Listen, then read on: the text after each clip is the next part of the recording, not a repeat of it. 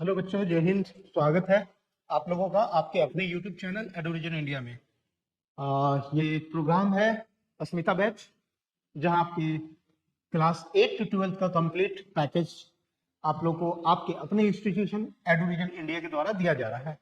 जहां अस्मिता बैच में हम बात करें तो अस्मिता बैच में जैसा कि मैं आप लोगों को प्रीवियस लेक्चर में बताया था कि यहाँ पे क्लास 8 टू क्लास 8 से लेके 12वीं तक के सभी इंपॉर्टेंट सब्जेक्ट जितने भी होते हैं, इंपॉर्टेंट सब्जेक्ट यानी आपका मैथ हो गया, साइंस हो गया, सोशल साइंस हो गया, इसका कंप्लीट पैकेज आप लोग को यहाँ मिल रहा है। आप अगर क्लास 8 में है तो 8 का अलग क्लास चल रहा है, 9th में है तो 9th का अलग है, 10th का अलग है, 11th का अलग है, 12th का अलग है। आप जिस भी क्लास में है उसके क्लास के अकॉर्डिंग आप क्लास कर सकते हैं। प्रीवियस लेक्चर में आप लोगों को मैं क्लास 9th के मैथ से स्टार्ट किया था, तो क्लास 9th का मैथ ही अभी चल रहा है। इसी तरह क्लास 10th का भी आएगा, 8 का भी आएगा, 11 12, इसी तरह कंटिन्यू सारे क्लास के आप लोगों को क्लास मिलते रहेंगे। Math, science, social science, class 8 9 10 तक का तो आप लोग को मैथ, सोशल साइंस और साइंस भी मिलेगा। बाकी आपका 11 12 के लिए मैथ और साइंस का क्लास मिलने वाला है, और सारा कुछ आप लोग को फ्री मिल रहा है, बिल्कुल फ्री है, बिल्कुल फ्री है। और इसमें मैक्सिमम कॉन्सेप्ट को क्लियर कराया जा रहा है, साथ ही साथ प्रैक्टिस सेशन आप लोग को दिया जा रहा है, पीडीएफ भी दिया जा रहा है, और रिवीजन के लिए क्रक्स नोट्स भी आप लोग को दिया जा रहा है, टेस्ट भी कंडक्ट कराया जाएगा आप लोग को। सारा कुछ फ्री हो रहा है, कोई चार्ज नहीं है। तो आप लोग इससे जरूर जुड़े और कंटिन्यू आप लोग क्लास करते रहें। आप अगर कंटिन्यू क्लास करते हैं इससे आपको बेनिफिट ही मिलेगा, क्योंकि यहाँ पे सिर्फ और सिर्फ कॉन्सेप्ट की बात की जाती है और पढ़ाई की, बाकी चीजों की बात नहीं होती है, सिर्फ और सिर्फ पढ़ाई की बात होगी। तो चलिए आज के सेशन को हम लोग कंटिन्यू करते हैं। तो बच्चों, आप लोग प्रीवियस लेक्चर में क्लास 9th के मैथ में हम लोग क्या पढ़ रहे थे, क्लास 9th पढ़ रहे थे, और क्लास 9th के मैथ में गणित में हम लोग जो बेसिक चीज है इंट्रोडक्शन की बात किए थे। इंट्रोडक्शन हम लोग नंबर से स्टार्ट किए थे कि नंबर जो होता है, क्या होता है नंबर, हम लोग बात किए थे। क्या बात किए थे, तो पहला चैप्टर था हमारा नंबर सिस्टम यानी संख्या पद्धति। ठीक है, इसमें हम लोग नंबर के बारे में पढ़े थे कि नंबर क्या होता है। नंबर क्या होता है, जब नंबर की बात करेंगे तो सबसे पहले नंबर कैसे आया, क्या आया, इसके बारे में बात किए थे हम लोग। प्रीवियस लेक्चर जरूर कर लिए होंगे आप लोग, अगर नहीं किए हैं तो प्रीवियस लेक्चर कर ले, तभी आपको इस वीडियो में, इस लेक्चर में फायदा मिलने वाला है। अदरवाइज मैं थोड़ा सा रिकैप करूंगा अभी, क्योंकि मैं प्रीवियस लेक्चर में लेक्चर 1 जो है नंबर सिस्टम का मैं करा दिया हूँ, तो आप लोग वहां से कर लेंगे। अब ये सारा कुछ आप लोग को मैं दोबारा से बता देता हूँ। हम लोग क्या करते हैं, हम लोग का एम होता है 100 आउट ऑफ 100। तो हम लोग को डेली माइंड में रखना है कि अपने एग्जाम में जो भी क्लास में आप हैं, क्लास 8 में है, 9 में, 10 में, 12 11 12 जिसमें भी है, आपको टारगेट रखना है 100 आउट ऑफ 100, यानी 100 में 100 मार्क लाना है। तो आज भी हम लोग शुरुआत करते हैं किसके साथ, 100 आउट ऑफ 100 के साथ। क्या करेंगे, तो हम लोग को लाना है 100। एम क्या है हमारा, एम होगा 100 आउट ऑफ 100, यानी 100 में 100 लाना है हम लोग को। इस टारगेट के साथ शुरुआत करते हैं क्लास की आज। ठीक है, तो हम लोग क्या पढ़े थे, नंबर। तो बच्चों, नंबर में हम लोग पढ़े थे कि नंबर जब भी देखते हैं ना, तो नंबर क्या आया, सबसे पहले रियल नंबर आया था। क्या आया था, तो रियल नंबर। रियल नंबर आप लोग प्रीवियस क्लास में पढ़ चुके हैं। रियल नंबर का फर्दर क्लासिफिकेशन हुआ, तो रियल नंबर के अंदर भी क्या आया, रैशनल नंबर, परिमेय संख्या, रैशनल आया और इरेशनल आया। ये प्रीवियस लेक्चर में हम लोग कर चुके हैं। पूरा इससे पहले वाला जो लेक्चर फर्स्ट हुआ था उसमें आप लोग किए होंगे rational number, irrational number. Rational number क्या था, परिमेय संख्या, इरेशनल अपरिमेय संख्या। अब इसके बाद हम लोग देखे थे तो कुछ नंबर होते हैं जैसे नेचुरल नंबर। नेचुरल नंबर हम लोग बात किए थे, नेचुरल नंबर की बात किए थे, जहां यहाँ देखिए कहां से काउंट होता है, 1 2 3, 1 2 3 4, और कंटिन्यू कहां तक, इन्फिनिटी यानी अनंत तक जाता है। फिर होल नंबर पढ़े थे कि नेचुरल नंबर में जब जीरो को इंक्लूड कर देते हैं तो ही क्या बन जाता है, होल नंबर। फिर हम लोग इंटीजर पढ़े थे, इंटीजर क्या होता है, नेगेटिव नंबर को जब होल नंबर में इंक्लूड कर देंगे तो इंटीजर हो जाएगा। फिर रेशनल नंबर के बारे में पढ़े थे हम लोग कि रेशनल नंबर वैसे नंबर को बोलते हैं जिसे आप पी बाई क्यू के फॉर्म में लिख सकते हो, जिसे आप फ्रैक्शन के फॉर्म में लिख सकते हो, जिसे भिन्न के रूप में लिख सकते हो, जिसे आप अंश और हर के रूप में लिख सकते हो, अंश बटे हर के फॉर्म में, न्यूमरेटर बटे डिनोमिनेटर के फॉर्म में लिख सकते हो। और जहां क्यू यानी आपका डिनोमिनेटर यानी हर आपका जीरो नहीं होना चाहिए, और पी और क्यू अंश और हर, न्यूमरेटर डिनोमिनेटर दोनों इंटीजर होना चाहिए यानी पूर्णांक होना चाहिए। यहां तक हम लोग पढ़े थे। और हम लोग देखे थे कि जब हम कुछ ऐसे फ्रैक्शन होते हैं यानी भिन्न होते हैं, जिसे हम लोग उसका दशमलव प्रसार करते हैं, डेसिमल एक्सपेंशन करते हैं।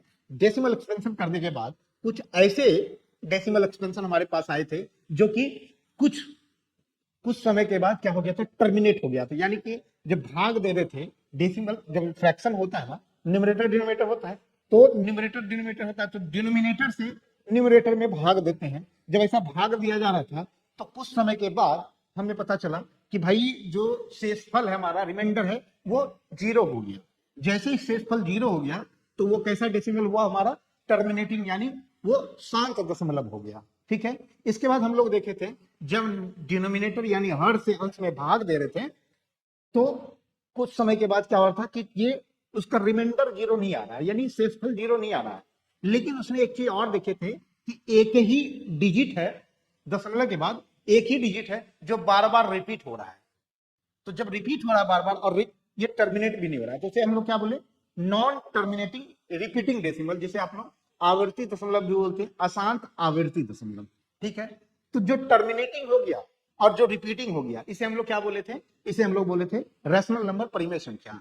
इसके अलावा एक और ऐसा नंबर होता है, ऐसा फ्रैक्शन होता है, सॉरी, एक फ्रैक्शन होता है, जब उसका डेसिमल एक्सपेंशन करते हैं तो वो ना तो टर्मिनेट होता है न ही रिपीट, मतलब जब भाग दिया जाता है फ्रैक्शन के, फ्रैक्शन होगा अंश और हर के फॉर्म में होगा, हर से जब अंश में भाग दिया जाता है तो क्या होता है कि ना तो उसका रिमाइंडर 0 आ रहा है, यानी शेषफल भाग, जब भाग दे रहे हैं तो शेषफल 0 नहीं आ रहा है, वो कंटिन्यू चलता जा रहा है। और दूसरा, जो हमारा कोसेंट है यानी भागफल में दशमलव के बाद कोई डिजिट रिपीट नहीं हो रहा है, तो इसे हम लोग क्या बोले, नॉन टर्मिनेटिंग। ना तो टर्मिनेट हुआ यानी रिमाइंडर आपका शेषफल 0 नहीं हो रहा है, तो क्या हो गया, नॉन टर्मिनेटिंग, मतलब टर्मिनेट नहीं हो रहा है यानी अशांत है।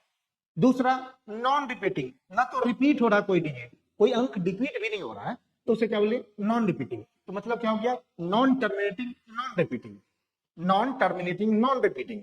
हिंदी में क्या बोलते हैं, अशांत अनावर्ती दशमलव। टर्मिनेट हो गया तो शांत, टर्मिनेट नहीं हुआ तो अशांत। नॉन टर्मिनेटिंग मतलब शांत नहीं है, अशांत। फिर रेकरिंग रिपीट है आवृत्ति, नॉन रिपीटिंग है तो अनावृत्ति। ठीक है ना, तो ये डेसिमल था, तो इसे एंटी एनआर बोलते थे। ये क्या कहलाता था, ये आपका इरेशनल नंबर यानी अपरिमेय संख्या था। ठीक है, यहां तक हम लोग बात किए थे। ठीक है, उससे आगे आज हम लोग कंटिन्यू करते हैं। तो चलिए हम लोग रिकैप भी कर लिए, प्रीवियस क्लास में जो पढ़े उसको थोड़ा सा रिवीजन भी कर लिए। आज हम कंटिन्यू आगे बढ़ते हैं। तो यहाँ तक हम लोग ये देख चुके थे कौन रैशनल नंबर है और इरेशनल नंबर है, ये सारा कुछ हम लोग कर चुके हैं। चलिए, ये सभी हम लोग कर चुके हैं। अब आइए डायरेक्ट यहाँ पे आते हैं। अब देखिए यहाँ पे कुछ स्टेटमेंट दिया हुआ है बच्चों आपको, जैसा कि मैं ऑलरेडी बता दिया। नेचुरल नंबर क्या होता है, प्राकृतिक संख्या, होल नंबर यानी पूर्ण संख्या, इंटीजर यानी पूर्णांक, रैशनल नंबर यानी कि परिमेय संख्या, ये सारा कुछ इरेशनल नंबर सारा कुछ बता दिया। अब आपको कुछ स्टेटमेंट दिया हुआ है, यहाँ पे देखिए कुछ स्टेटमेंट दिया हुआ है। आपको स्टेटमेंट से क्या करना है, आपको बताना है इनमें से कौन सा स्टेटमेंट फॉल्स ट्रू है या फॉल्स है, सत्य है या असत्य है, बताना है। अब देखिए स्टेटमेंट को पढ़िए, स्टेटमेंट को पढ़िए, समझ में आएगा आपको। देखिए पहला स्टेटमेंट क्या बोल रहा है, पहला स्टेटमेंट बोल रहा है every whole number is a natural number, प्रत्येक पूर्ण संख्या एक प्राकृतिक संख्या है। अब बताइए बच्चों, आपने पढ़ा ना, नेचुरल नंबर पढ़ा, नेचुरल नंबर पढ़े ना आप, प्राकृतिक संख्या। बच्चों बोलो आप, क्या नेचुरल नंबर आप पढ़े हो ना, होल नंबर भी पढ़े हो यानी पूर्ण संख्या भी पढ़े हो, बताओ दोनों में क्या डिफरेंस है। तो सर नेचुरल नंबर 1 से शुरू होता है, यानी प्राकृतिक संख्या 1 से शुरू होता है। सर होल नंबर यानी पूर्ण संख्या 0 से शुरू होता है, 0 1 2 3, लेकिन नेचुरल 1 से शुरू होता है। तो क्या सभी होल नंबर होगा, आप बताइए। यहाँ पे जो लिखा है सभी होल नंबर, सभी तो नहीं होगा ना, सभी में तो 0 भी आता है, सभी में 0 भी तो आता है ना। जब सभी में 0 आता है, यहाँ पे बोल रहा है सभी, प्रत्येक, प्रत्येक मतलब एक भी, सब, प्रत्येक पूर्ण संख्या प्राकृतिक संख्या, तो प्रत्येक तो नहीं होगा ना, क्योंकि 0 नहीं होता प्राकृतिक में। तो ये क्या हो गया, आपका फॉल्स स्टेटमेंट हो गया। कैसे फॉल्स हो गया बता सकते हो बच्चों, फॉल्स हो गया यानी आपका असत्य हो गया। क्या हो गया, असत्य हो गया। ये असत्य स्टेटमेंट है, ये जो स्टेटमेंट दिया है असत्य, समझ गए। नेक्स्ट आइए बी में, बताइए some natural number are whole number, कुछ प्राकृतिक संख्या पूर्ण संख्या होती है। अब देखिए कुछ बोला गया यहाँ पे, जब कुछ बोला गया है, आप ही बताओ, कुछ जब प्राकृतिक संख्या पूछ रहा है, कुछ प्राकृतिक संख्या क्या होल नंबर होगा, पूर्ण संख्या होगा, बिल्कुल सही, कुछ तो होगा ही ना। होल नंबर में भी 1 2 3 आता है, नेचुरल में भी 1 2 3 से स्टार्ट होता है, तो कुछ तो हो ही गया ना, कुछ तो आएगा ही। जब सब सारा, जैसे क्या होल नंबर के अंदर, होल के अंदर सारा नेचुरल आता है, तो कुछ तो आएगा ही ना। तो ये क्या हो गया, ट्रू हो गया, ट्रू हो गया यानी सत्य हो गया, ये स्टेटमेंट सत्य हो गया। ठीक है, नेक्स्ट आइए आप, every integer is a natural number. प्रत्येक पूर्णांक एक प्राकृतिक संख्या है। आप बताइए प्रत्येक पूर्णांक क्या प्राकृतिक संख्या होगा? तो सर प्रत्येक पूर्णांक कैसे होगा? पूर्णांक में तो निगेटिव नंबर भी आता है, ऋणात्मक अंक भी आता है, लेकिन आपका क्या प्राकृतिक संख्या में निगेटिव आता है क्या, ऋणात्मक आता है क्या, जीरो आता है क्या? नहीं आता है ना। इसका मतलब ये स्टेटमेंट फॉल्स हो गया। क्या हो गया? फॉल्स हो गया। तो सर ये असत्य हो गया। क्या हो गया? असत्य हो गया।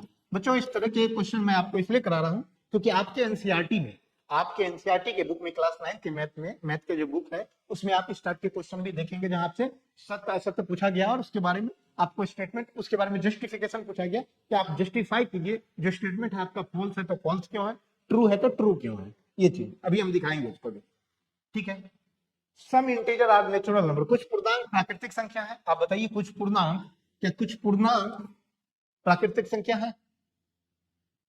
कुछ का अगर बात किया जाए तो कुछ तो आएगा, क्योंकि कुछ इंटीजर में पॉजिटिव नंबर भी नेगेटिव नंबर भी आता है, 1 2 3 भी आता है और नेचुरल में भी 1 2 3 आता है। इसका मतलब ये स्टेटमेंट ट्रू हो गया।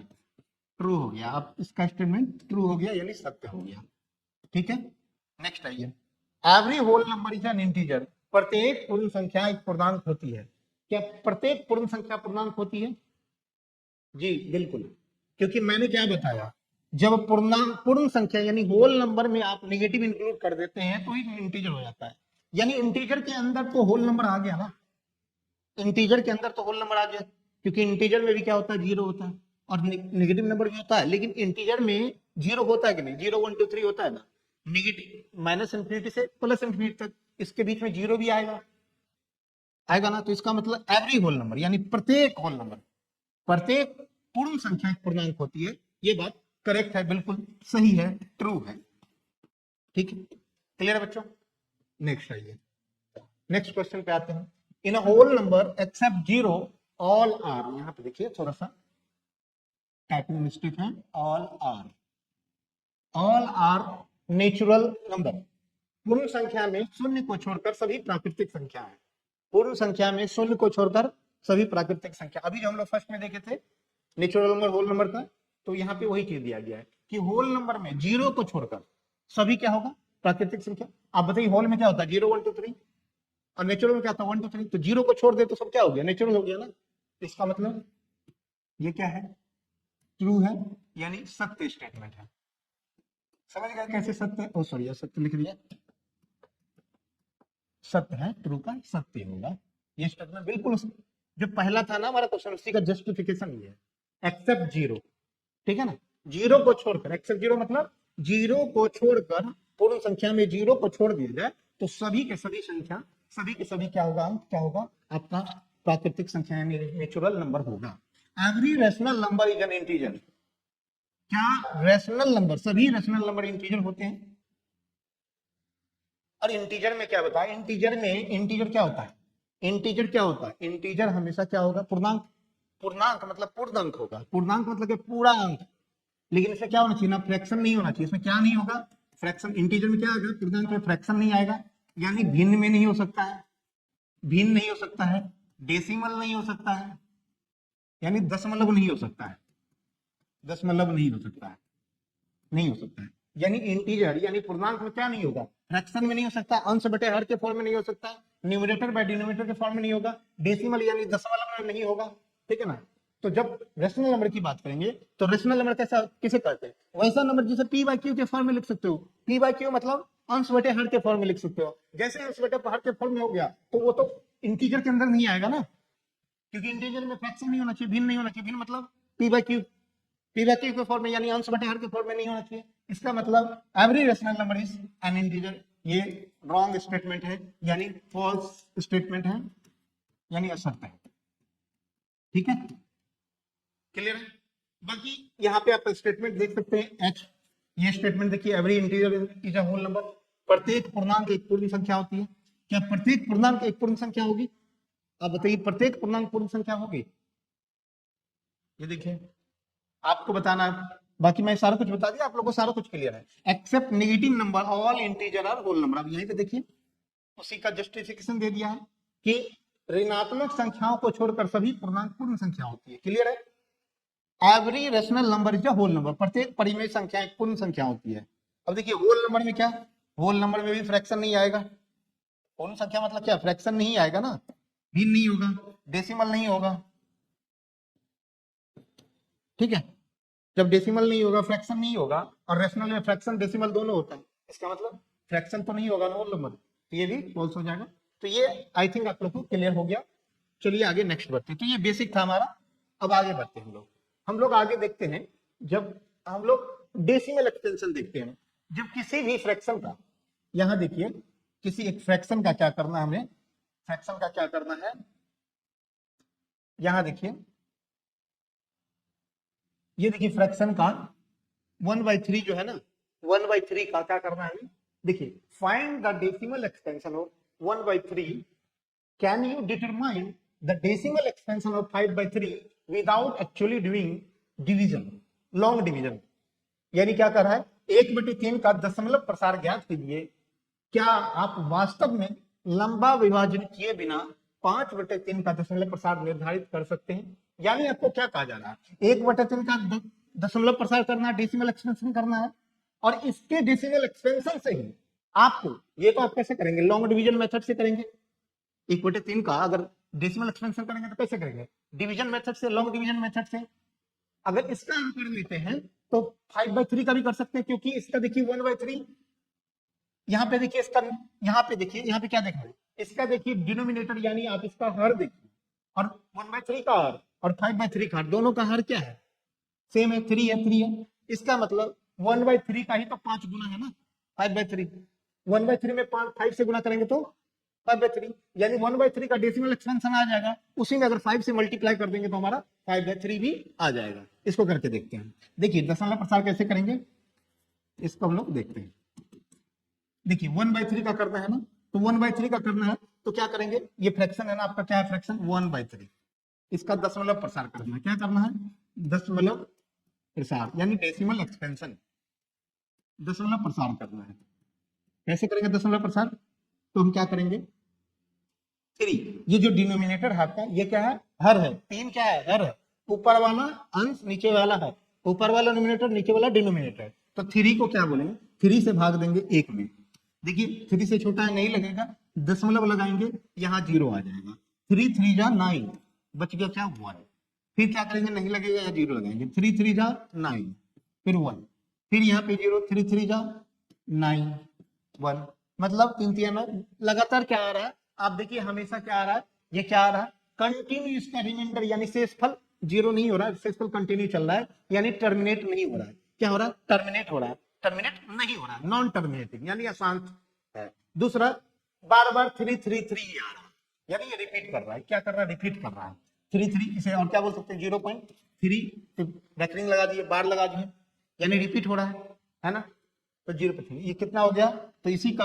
डेसिमल एक्सपेंशन किया तो कितना आया 0.333, ये कंटिन्यू आता जाएगा, ठीक है ना, ये कंटिन्यू चल रहा है, तो इसी को क्या बोलते हैं, इसे बोलते हैं non terminating, non terminating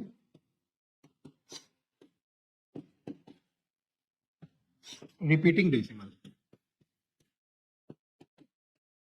Hindi में क्या बोलेंगे बच्चों, बताओ, आप लोग को प्रीवियस लेक्चर में बताएं हम, इसे कल नॉन टर्मिनेटिंग मतलब अशांत, टर्मिनेट हो गया तो शांत, नहीं हुआ तो अशांत, रिपीटिंग यानी आवृत्ति, आवृत्ति बार बार रिपीट हो रहा है, एक ही देखिए यहाँ पे 3 रिपीट हो रहा है ना, इसलिए रिपीटिंग डेसिमल बोलेंगे। अब देखिए 1/3 का इतना आ गया हम डेसिमल एक्सप्रेशन, और 5/3 को क्या लिख सकते हो, 5/3 क्या होगा, 5 गुना 1/3 तो होता है ना, 1/3 का वैल्यू पता है, तो इसी में क्या करोगे, 5 गुना 0.333 ये कर दोगे। अब जब इसको गुना करेंगे हम लोग, गुना करेंगे क्या होगा, 3 5 15, यहाँ से गुना कीजिए, 3 5 15, यहाँ डॉट डॉट डाल सकते हैं, 3 5 15, कैरी 1 3 15 1 16, फिर कैरी 1 15 1 16.1, 1.665, ये आपका आंसर हो गया, ये आपका क्या हो गया, ये आपका आंसर आ गया, ये आपका आंसर। देखिए एक फ्रैक्शन दिया था, उसको लॉन्ग डिवीजन मेथड से, ये जो भाग देते हैं ना, इसी को बोलते हैं लॉन्ग डिवीजन मेथड। भाग देने का मतलब क्या, लॉन्ग डिवीजन मेथड है ना, लंबा विभाजन विधि के द्वारा हम इसको सॉल्व किए। अब जब इसका डेसिमल, इस फ्रैक्शन का डेसिमल एक्सपेंशन यानी दशमलव प्रसार आ गया, तो उसे 5 से गुना कर दिया। अगर यहाँ पे हमसे पूछा 7/3 तो भी निकाल सकते थे, निकाल सकते थे ना, क्योंकि 7 से गुना करते हैं। इसे क्या लिख सकते थे, 7 गुना 1/3। 1/3 का वैल्यू आपको पता है, कुछ भी पूछे आप निकाल सकते हैं। क्लियर है, क्लियर है यहाँ तक, समझ में आया? नेक्स्ट चलते हैं। जब ये समझ में आया तो आप लोग क्या करें, आप लोगों के लिए एक होमवर्क, ये होमवर्क रहेगा। देखिए बच्चों, मैं इसे समझा रहा हूँ तो आप लोग को भी थोड़ा प्रैक्टिस करना है, क्योंकि सारा काम हम ही नहीं करेंगे। आपको अगर समझ में आ गया तो चीजों को आप लोग को भी खुद से बनाना है। जैसे मान लीजिए आप लोग को क्या करना है, क्या करना है, डेसिमल एक्सपेंशन करना है।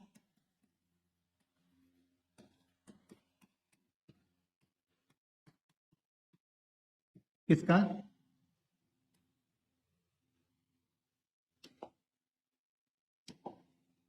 सॉरी, डेसिमल एक्सपेंशन करना है आप लोग को 1/9 का, ठीक है। और जब इसका डेसिमल एक्सपेंशन कर देंगे, then find decimal expansion of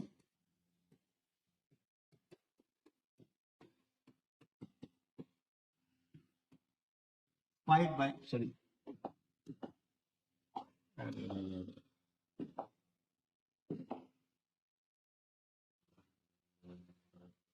कितना, 8/9। देखिए, एक ब, 1/9 का डेसिमल एक्सपेंशन दशमलव प्रसार करेंगे, उसी के दशमलव प्रसार की मदद से आप 8/9 का दशमलव प्रसार याद करेंगे, बताएंगे। इसका आंसर आप लोग कमेंट में हमें बताएंगे, क्या इसका आंसर कमेंट में हमें बताएंगे, ठीक है। इसके मदद से इसका निकालना, क्योंकि दोनों का डिनोमिनेटर यानी हर इक्वल है। क्लियर है, कर लोगे आप लोग, ठीक है। नेक्स्ट चलते हैं, आगे बढ़ते हैं। अब देखिए हमारे लिए नया कॉन्सेप्ट आ गया, दो परिमेय संख्याओं के बीच परिमेय संख्या निकालना।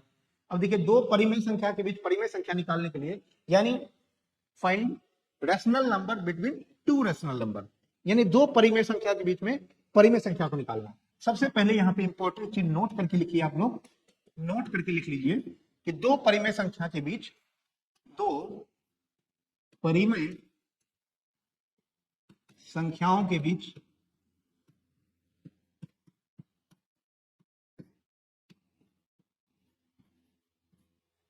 अनंत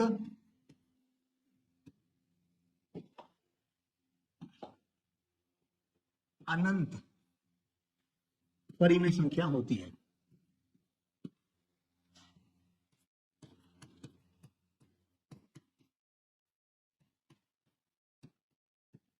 होती है। सबसे पहला चीज क्या याद रखना है आपको, दो परिमेय संख्याओं के बीच अनंत परिमेय संख्या होती है, ठीक है। There are infinite rational number between two rational number. There are infinite मतलब अनंत, infinite rational number between two rational number. दो रेशनल नंबर, दो परिमेय संख्याओं के बीच में अनंत परिमेय संख्या होती है, ये ध्यान रखना है, ठीक है। अनंत हो सकती है। अब देखिए, दो परिमेय संख्याओं के बीच में परिमेय संख्या को निकालने के लिए हमारे पास दो मेथड है। कितने मेथड है, दो मेथड है, दो तरीका है इसको निकालने का। दो परिमेय संख्याओं के बीच परिमेय संख्या अगर निकालना हो, ये देखिए क्या है, दो परिमेय संख्याओं के बीच परिमेय संख्या निकालना। यहाँ आपको थोड़ा सा नहीं दिख रहा है, दो परिमेय संख्याओं के बीच परिमेय संख्या निकालना, ठीक है। कैसे निकालेंगे इसको, तो इसको निकालने के लिए दो मेथड है, दो तरीका है। क्या है, दो मेथड है, दो विधि है, दो विधि है जिससे हम लोग इसको निकालेंगे। क्या है ये विधि, यानी दो परिमेय संख्याओं के बीच अगर परिमेय संख्या निकालना है उसके लिए दो विधि है। पहला आपका एवरेज मेथड, एवरेज मेथड यानी औसत विधि, औसत विधि।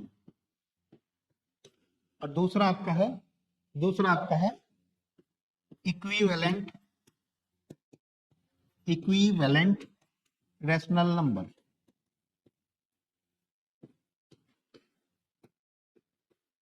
यानी समतुल्य,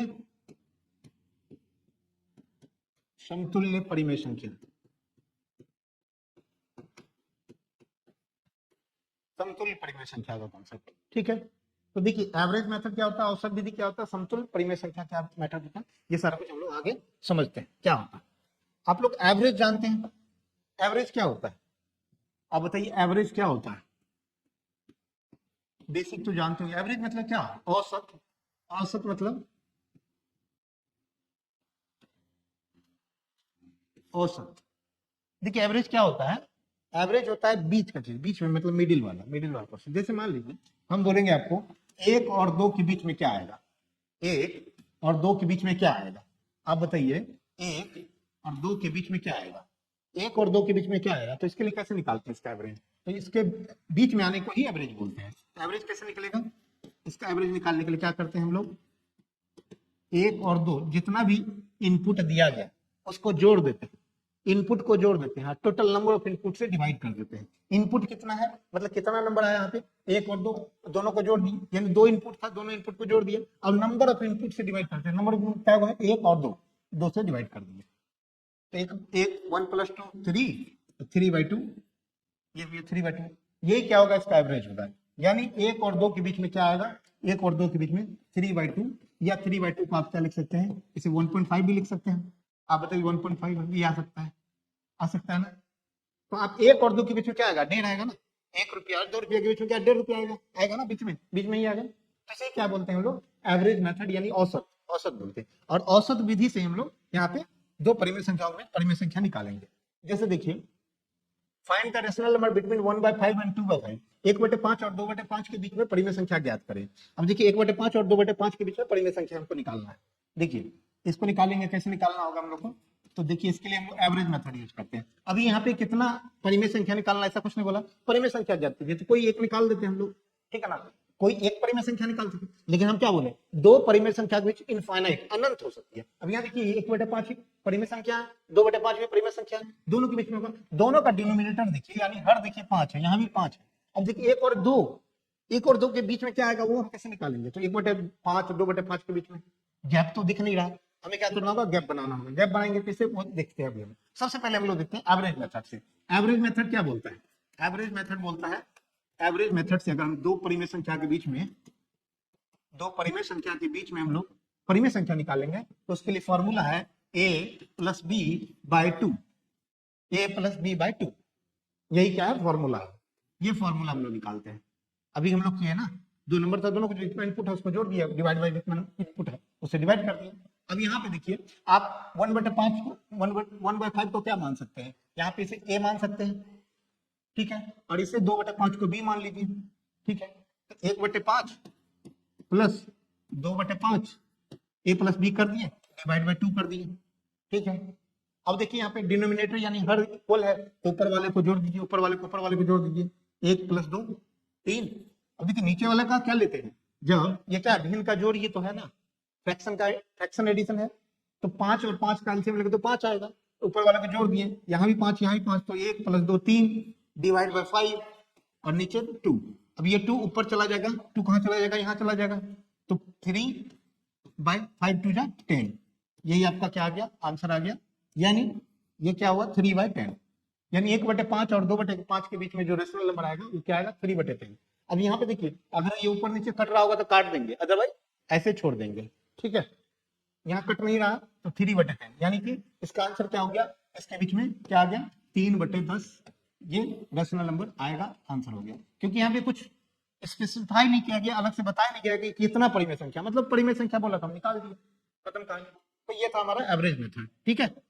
नेक्स्ट आइए, अब यहाँ पे देखिए, find the 6 rational number between 3 and 4, 3 और 4 के बीच में 6 परिमेय संख्या ज्ञात कीजिए। अब देखिए 3 और 4 के बीच में 6 परिमेय संख्या ज्ञात करना है। अब देखिए 3 और 4 क्या रेशनल नंबर है, अब ये बताइए, पहले सबसे पहला काम तो ये बताइए, आप रेशनल नंबर है 3, क्या 3 और 4 रेशनल नंबर है, तो सर ये तो ये रेशनल नंबर तो नहीं दिख रहा है। आपको लग रहा होगा कि सर ये रेशनल नंबर तो नहीं है, ये तो नेचुरल नंबर है, इसे रेशनल कैसे बोलेंगे, 3 रेशनल कैसे होगा, 4 रेशनल कैसे होगा। तो बच्चों क्या मैं आपको ये बताया कि रेशनल नंबर के फॉर्म में होगा, नहीं होगा ना, मैंने क्या बोला, ध्यान देना, डेफिनेशन जब हम परिभाषा बता रहे थे रेशनल नंबर का, तो क्या बोले थे, वैसा नंबर जिसे आप p/q के फॉर्म में लिख सकते हो, जरूरी नहीं कि लिखा होगा, यहां भी नहीं है लिखा हुआ p, इसे आप लिख सकते हो 3/1, 3/1 हो गया ना, p/q के फॉर्म में, p/q के अंश और हर के फॉर्म में हो गया ना, 3/1, और 4 को क्या लिखते हो, 4/1 हो गया ना, अभी क्लियर है।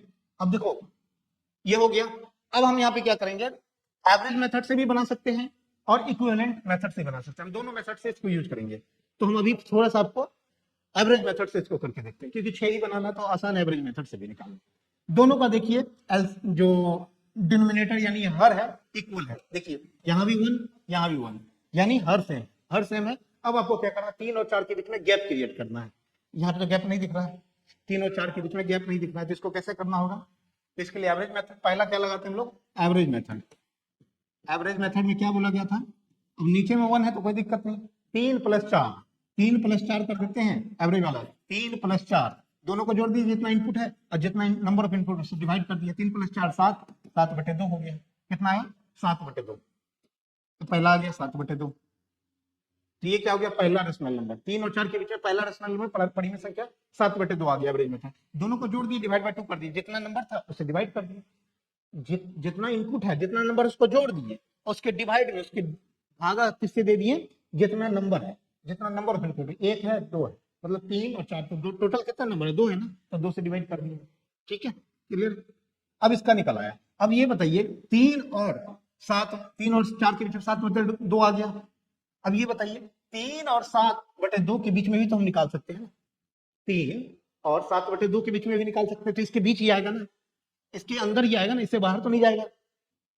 ठीक है, तो हम क्या करते हैं, हम पहले इसके बीच में और निकाल लेते हैं। तो 3 और 7/2 वही एवरेज मेथड, इसके बीच में निकालते हैं। तो 2 नंबर है यहाँ पे, तो डिवाइड बाय 2।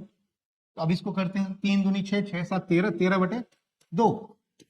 देखिए 3 दूनी 6, 3 दूनी 6, 6 प्लस 7 13, 13/2 डिवाइड बाय 2। ये 2 ऊपर चला जाएगा, कितना हो गया? 13/4। यानी 3 और 7/2 के बीच में 13/4 भी आएगा, फ्रैक्शन रेशनल नंबर। ठीक है, ये दूसरा हो गया, ये फर्स्ट था। अब 7/2 और 4 के बीच में भी तो हो सकता है, तो 4 प्लस 7/2 के बीच में भी हो सकता है। तो यहाँ क्या होगा? देखिए डिवाइड बाय 2, तो 4 में 8 7 15, 15/2 और ये ऊपर 2 जाएगा तो 15/4, ये यहाँ पे आ जाएगा। ठीक है, तो ये तीसरा हो गया, तीसरा हो गया। इसी तरह आप क्या कर सकते हैं, 7/2 और 15/4 के बीच में निकाल सकते हैं। तो 7/2 और 15/4 के बीच में निकालिए, यहाँ पे 7/2 15/4 किसी के बीच में, किसी दो रेशनल नंबर के बीच में आप निकाल सकते हो, जिसी के अंदर आएगा ना इसके बीच में निकालिए। आप यहाँ पे निकालिए डिवाइड बाय 2, एलसीएम क्या आएगा? 4 आएगा, यहाँ पे 14 हो जाएगा, तो यहाँ पे 15, 29/4, 29/4 प्लस 2 ऊपर जाएगा तो 29/8, ये 29/8 आ जाएगा। क्लियर है? ठीक है, तो ये 7/2 और 15/4 के बीच में ये 29/8 आ गया। ठीक है, फिर 15/4 और 4 के बीच में निकाल सकते हैं, 16 31/4 और 2 31/8 आ जाएगा। कितना आ जाएगा? 31/8। ये देखिए 4 प्लस 15/4 इसके बीच में निकाल सकते हैं, 4 चौके 16 और 15 31, 31/4 और डिवाइड बाय 2 रहेगा ना, इसके डिवाइड बाय 2 था, तो ये जगह 31/8, ये भी आ गया पांचवा। तो आप ऐसे भी निकाल सकते हैं। समझ गए? आप लोग समझ गए एवरेज मेथड से। बाकी हम लोग आसान मेथड समझते हैं इसका, कि अगर हमें सॉल्व करना होता तो इसको इक्विवेलेंट मेथड से भी हम लोग निकाल सकते थे। किसको? इक्विवेलेंट मेथड से। इक्विवेलेंट मेथड से कैसे निकालेंगे इसको देखिए। क्या निकालना था? रेशनल नंबर निकालना था, कितना? बिटवीन 3 और 4, 3 और 4 के बीच में 6 रेशनल नंबर निकालना। कितना निकालना? 6 रेशनल नंबर निकालना। 6 रेशनल नंबर निकालना है, 6 परिमेय संख्या निकालना 3 और 4 के बीच में। इसके लिए हम लोग सेकेंड मेथड जो हमारा था वो था क्या? Equivalent rational number. अब देखिए इक्विवेलेंट रेशनल नंबर होता क्या है, यानी समतुल्य परिमेय संख्या क्या होता है? ये क्या है? समतुल्य परिमेय संख्या। समतुल्य परिमेय संख्या क्या होता है? जैसे मान लीजिए कोई परिमेय संख्या 3 है ना, 3 है, इसे क्या लिख सकते? 3/1। ठीक है, 3/1 लिख सकते हैं, परिमेय संख्या है, अभी बताएं हम लोग। तो हमें क्या करना है? इसका समतुल्य बनाना है। 3/1 के समतुल्य क्या होगा? इक्विवेलेंट क्या होगा? तो हम क्या कर सकते हैं? सेम नंबर से ऊपर नीचे गुना कर सकते हैं। सेम नंबर से ऊपर नीचे गुना करेंगे। क्या करेंगे? सेम नंबर से ऊपर नीचे गुना करेंगे। यानी अगर 3 में 2 से गुना कर सकते हैं तो 1 में भी 2 से, मतलब ऊपर नीचे सेम नंबर से गुना करना। क्या करना है? ऊपर नीचे इक्विवेलेंट बनाने के लिए क्या करना है? ऊपर यानी अंश एंड नीचे यानी हर में समान अंक से क्या करना है? गुना करना है या भागा करना है। भागा भी कर सकते हैं, गुना या भागा कर सकते हैं, भाग करने पर समतुल्य इक्विवेलेंट समतुल्य परिमेय संख्या प्राप्त होती है।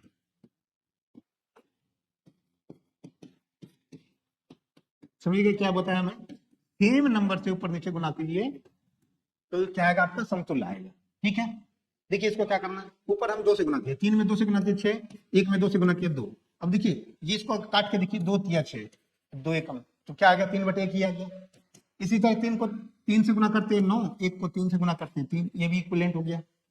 ठीक है, इसी तरह 3 को 4 से गुना कीजिए 12, 1 को 4 से गुना कीजिए 4, तो ये सब क्या हो गया, इक्विवेलेंट रेशनल नंबर आ गया। क्या आ गया, इक्विवेलेंट रेशनल नंबर आया। ठीक है, इक्विवेलेंट रेशनल नंबर आया। समझ गया, इक्विवेलेंट रेशनल नंबर, क्लियर है, क्लियर है। लेकिन हमें क्या करना है, हमें निकालना है, हमें निकालना क्या, 3 और 4 के बीच में, 3 और 4 के बीच में 6 रेशनल नंबर निकालना है। कितना रेशनल नंबर, 6 रेशनल नंबर, 6 प्राकृतिक परिमेय संख्या ज्ञात करना है। ठीक है, अब इसको निकालते हैं। अब देखिए 3/1 और 4/1 के बीच में निकालना है, बीच में निकालना है, यहाँ पे होना चाहिए। तो हम क्या करते हैं, कितना निकालना है, 6 परिमेय संख्या। जब आपको 6 परिमेय संख्या निकालना है तो सबसे पहले तो आप देखिए इसका डिनोमिनेटर सेम है ना, इक्विवेलेंट बनाएंगे ना।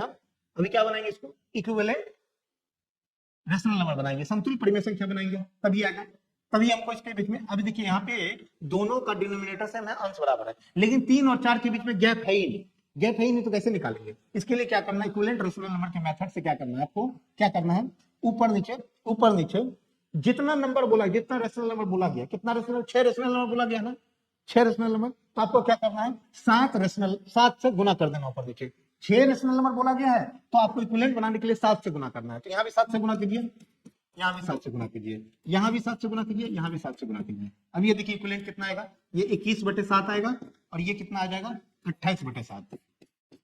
अब देखिए दोनों का क्या है, नीचे डिनोमिनेटर सेम है, डिनोमिनेटर हर कितना है, 7 ही है, 7 ही है। लेकिन देखिए अब 21 और 28 के बीच में गैप हो गया, 21 और 28 के बीच में गैप हो गया। अब गैप देखिए हो गया, तो कितना निकाल सकते हैं आप, अब डायरेक्ट निकाल सकते हैं, क्या क्या आएगा इसके बीच में, तो 22/7 आएगा, 23/7 आएगा, 24/7 आएगा, 25/7 आएगा, 26/7 आएगा, एंड 27/7 आएगा। देखिए कितना आ गया, 1 2 3 4 5 6, जितना निकालना था उतना मिल गया आपको, जितना निकालना था 6 निकालना था ना। तो जैसे ही इन 7 से ऊपर नीचे गुना किए दोनों रेशनल नंबर में, तो हमें कितना मिल गया, 6 परिमेय संख्या ज्ञात हो गया। जितना निकालना था तो 6 परिमेय संख्या निकल गया। आपको 6 रेशनल नंबर बोला गया था, तो आप 7 से गुना करेंगे, एक अधिक से गुना करेंगे, और ऊपर नीचे दोनों रेशनल नंबर ऊपर नीचे एक अधिक से, 6 पूछा गया था, 7 से ऊपर नीचे गुना किए, इक्विवेलेंट रेशनल नंबर बना। इक्विवेलेंट रेशनल नंबर, हमारा मेन मकसद क्या होता है, हमें देखना होता है कि हमारा डिनोमिनेटर सेम होना चाहिए, दोनों परिमेय संख्या का क्या होना चाहिए, हमें दोनों परिमेय संख्या का सबसे पहले जो हर डिनोमिनेटर उसे बराबर करना है। बराबर कर कैसे करेंगे, उसको इक्विवेलेंट रेशनल नंबर बना के। ठीक है, उसके बाद हमको क्या देखना है, जब दो परिमेय संख्या के बीच में परिमेय संख्या निकालना है, तो हम दोनों परिमेय संख्या के न्यूमरेटर के बीच में गैप क्रिएट करेंगे, गैप देखेंगे, दूरी देखना है, गैप बनाना है, जितना बोला गया है उससे एक अधिक से गुना कर देंगे। ठीक है, 6 रेशनल नंबर चाहिए तो 7 से ऊपर नीचे गुना कीजिए, इक्विवेलेंट रेशनल नंबर बनाइए, आंसर आपके लिए आसान हो गया।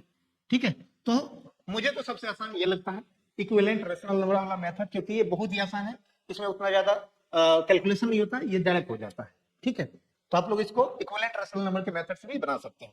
अब देखिए आप लोग को लग रहा होगा कि सर आप ये क्यों बता रहे हैं, अब आपको हम दिखाते हैं, हम आपको दिखाते हैं कि देखिए आपका जो एनसीईआरटी का बुक है उसमें डायरेक्ट क्वेश्चन पूछा गया। देखिए एनसीईआरटी है, ये आपका एनसीईआरटी का बुक है, और एनसीईआरटी का चैप्टर 1 जो है आपका नंबर सिस्टम संख्या पद्धति, उसका एक्सरसाइज जो यहाँ पे देखिए, एक्सरसाइज आपका है 1.1 में दिया गया है। ये देखिए 1.1 में क्वेश्चन पूछा गया है, ये क्वेश्चन डायरेक्ट है, क्या शून्य एक परिमेय संख्या है, आप बताइए क्या शून्य परिमेय संख्या है, शून्य परिमेय संख्या है, तो बोलिए सर हाँ बिल्कुल शून्य परिमेय संख्या। कैसे, क्योंकि शून्य को लिख सकते हैं 0/1, जरूरी नहीं, अभी क्या बताए थे 3 परिमेय संख्या, लेकिन 3 क्या p/q के फॉर्म में लिखा हुआ नहीं था, लिख सकते हैं, क्योंकि नीचे में 1 तो आ ही सकता है, हर में 1 लगा ही सकते हैं, तो 0/1। और परिमेय संख्या के लिए क्या बताए, जिसे आप p/q के फॉर्म में लिख सकते हो, p/q हो गया। सर दूसरा क्या था कंडीशन, कि सर q 0 नहीं होना चाहिए, q देखिए 1 है, यहाँ पे q भी 0 नहीं है, ये भी प्रूफ हो गया आपका। दूसरा कंडीशन कि सर p और q दोनों इंटीजर होना चाहिए था, क्या होना चाहिए, इंटीजर यानी पूर्णांक होना चाहिए। अब देखिए क्या p आपका क्या है, p 0 है यहाँ पे, यानी ये इंटीजर है, 0 है तो इंटीजर हो गया ना, पूर्णांक हो गया। फिर q आपका देखिए q 1 है, ये भी इंटीजर है, यानी जो भी कंडीशन परिमेय संख्या के लिए होना चाहिए था वो कंडीशन यहाँ फुलफिल कर रहा है। इसका मतलब 0 क्या है, एक परिमेय संख्या है। क्लियर है? तो देखिए क्वेश्चन पूछा गया, फिर पूछा गया 3 और 4 के बीच में 6 परिमेय संख्या ज्ञात कीजिए। अभी जस्ट हम लोग बनाए, तो देख रहे हैं आपके एनसीईआरटी भी यहाँ से बन पा रहा है।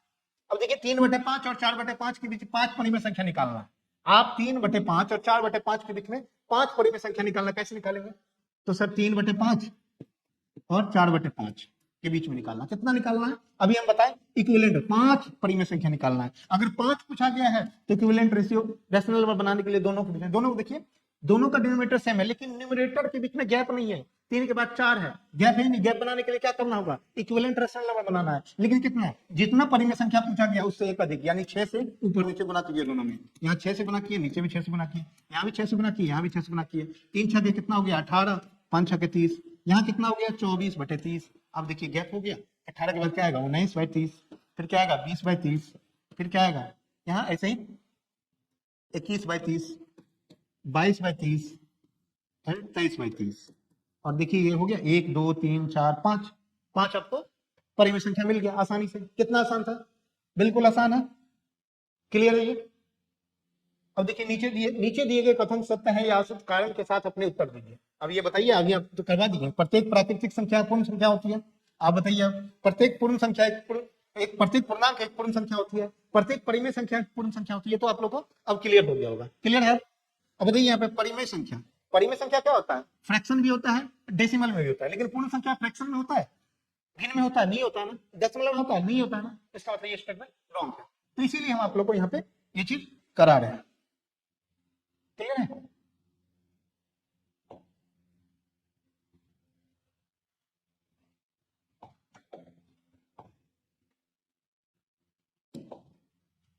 ओके, नेक्स्ट आइए हम लोग अब आगे।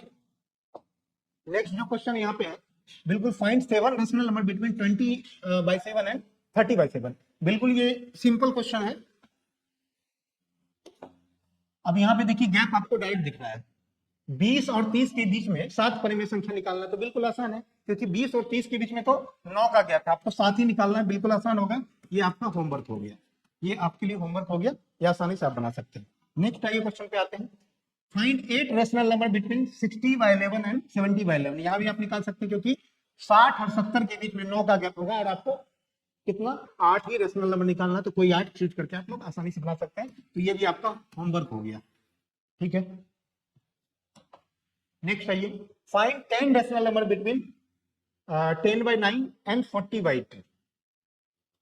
10/9 और 40/18 के बीच में 10 परिमेय संख्या निकालना है। हालांकि ये भी आप लोग का होमवर्क होगा, थोड़ा सा हिंट कर देते हैं हम यहाँ पे क्या करना है। देखिए यहाँ पे फ्रैक्शन जो है 10/9 है, यहाँ पे 40/18 है, लेकिन देखिए दोनों में क्या है, प्रॉब्लम क्या है कि इसका न्यूमरेटर में क्या बताया था, न्यूमरेटर सेम होना चाहिए, न्यूमरेटर सेम होना चाहिए, सॉरी डिनोमिनेटर सेम होना चाहिए, यानी आपका हर सेम होना चाहिए। यहाँ पे हर 9 है, यहाँ पे हर 18 है।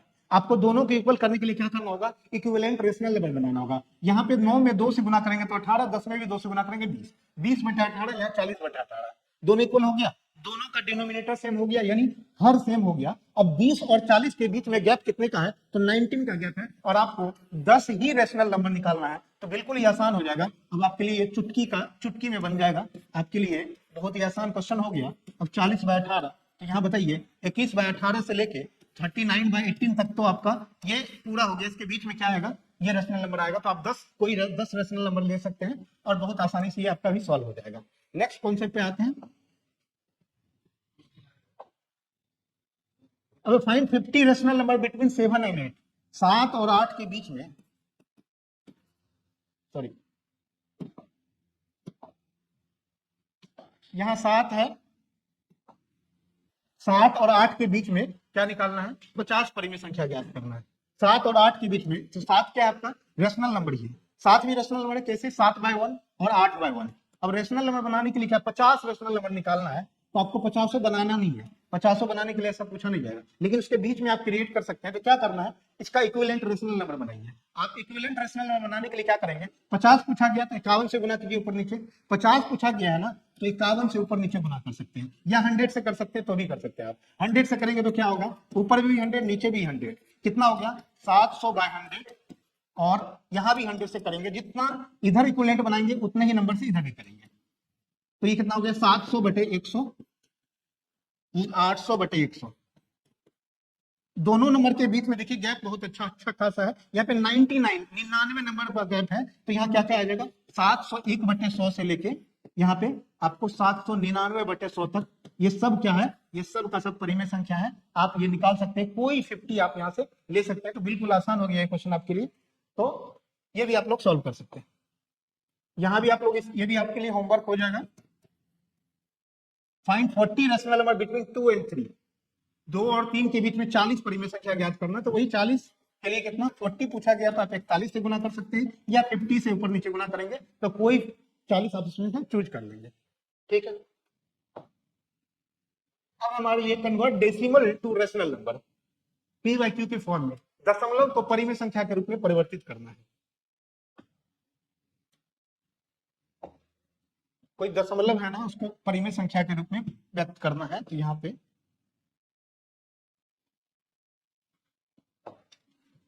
जैसे मान लीजिए दशमलव दिया है 1.5 दिया हुआ है, इसको परिमेय संख्या बनाना है, यानी p/q के फॉर्म में। अभी इसको अगर हम p/q बोलेंगे तो p/q के फॉर्म में नहीं है, आप इसको कंसीडर p कर सकते हैं। इसे आप क्या बोल सकते हैं, या तो न्यूमरेटर होगा या तो डिनोमिनेटर होगा, यानी अंश है या हर है। लेकिन इसे हम लोग डेसिमल एक्सटेंशन कैसे कर सकते हैं, देखिए दशमलव प्रसार करने के लिए जैसे ही दशमलव हटाएंगे तो नीचे 1 आएगा, लेकिन दशमलव के बाद जितना अंक है उतना 0 लगाएंगे। दशमलव के बाद 5 है, एक अंक है तो नीचे 0 लगाएंगे, कितना हो गया 15/10, 15/10। अब 15/10 को ऊपर नीचे अगर कट रहा है तो 3×5 15, 2×5 10, यानी 3/2। इसे हम लोग क्या लिख सकते हैं, 1/1.5 को क्या लिख सकते हैं 3/2। तो ये क्या हो गया आपका p/q के फॉर्म में हो गया। आपका 3 क्या हो गया p, और 2 क्या हो गया q, यानी ये रेशनल नंबर बन गया। यानी जो दशमलव दिया गया था उसे आप रेशनल नंबर में बदल सकते हैं। आप बताइए 1.52 को आप क्या p/q के फॉर्म में लिख सकते हैं, p/q के फॉर्म में आप लोग इसको कन्वर्ट करके हमें आंसर कमेंट में बताएंगे कि इसका आंसर क्या होगा। आप 0.3249 का डेसिमल, ये दशमलव दिया है, इसे p/q के फॉर्म में यानी रेशनल नंबर में बनाना है, यानी दशमलव दिया रहेगा आपको रेशनल नंबर परिमेय संख्या में बनाना है। बहुत ही आसान है, कर सकते हैं। अब यहाँ पे देखिए क्वेश्चन पूछा गया, आपके जो बुक है, आपके बुक में भी दिया होगा, so that 2.461538 is a rational number. दिखाएं कि 2.461538 एक परिमेय संख्या है। अब इसको कैसे दिखाएंगे परिमेय संख्या, तो यहाँ पे स्टेटमेंट आपको लिखना होगा 2.461538। अब यहाँ देखिए हम क्या जानते हैं, दशमलव परिमेय संख्या के लिए क्या जानते हैं, रेशनल नंबर होने के लिए, परिमेय संख्या होने के लिए पहला कंडीशन क्या है, जिसे आप p/q के फॉर्म में लिख सकते हो। p/q क्या है, कुछ नहीं है, एक डिनोमिनेटर है, सॉरी ये ऊपर वाला क्या होता है, न्यूमरेटर है। न्यूमरेटर यानी आप इसे अंश बोलते हो, और नीचे वाले को हर बोलते हो, यानी डिनोमिनेटर बोलते हो इंग्लिश में। डिनोमिनेटर क्या होगा, ये हर होगा।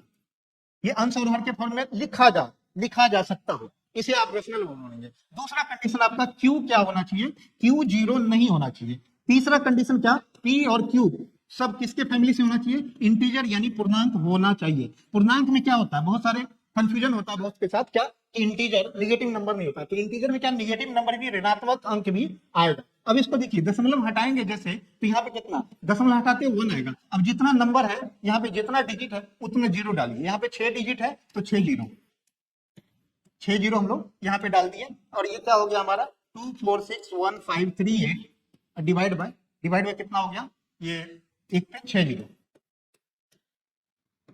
ये क्या हो गया, ये हमारा हो गया p, इसे आप p बोलेंगे, और ये आपका नीचे वाला q हो गया। और p और q 0 नहीं है, और p और q दोनों का दोनों इंटीजर है। इसका मतलब ये आपका, ये जो है, ये जो आपका यहाँ पे दिया गया, ये आपका क्या है, रेशनल नंबर है। इससे ये प्रूफ हो गया। क्लियर है, नेक्स्ट आता है।